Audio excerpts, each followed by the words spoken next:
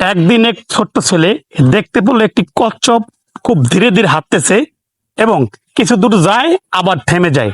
তো এটা দেখে ছোট্ট ছেলেটি রেগে গেল এবং রেগে গিয়ে কচ্ছপকে জিজ্ঞাসা করলো, তুমি এত স্লো হাঁটো?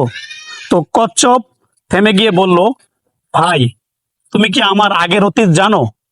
আমি তো আগে হাঁটতেই পারতাম না, আমার শরীরে শক্ত খোলস ছিল না, কিন্তু আমি এখন হাঁটতে পারি এবং আমার শরীরে শক্ত খোলস হয়েছে।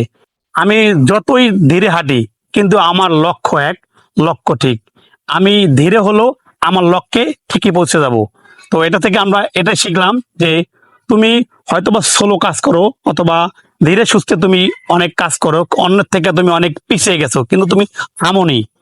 তো তুমি কাজ চালিয়ে যাও, ধীরে হলেও দেরিতে হলেও ইনশাল্লাহ তুমি এই কষ্ট থেকে শিক্ষা নিয়ে বলতে পারো তুমিও সফল হবে।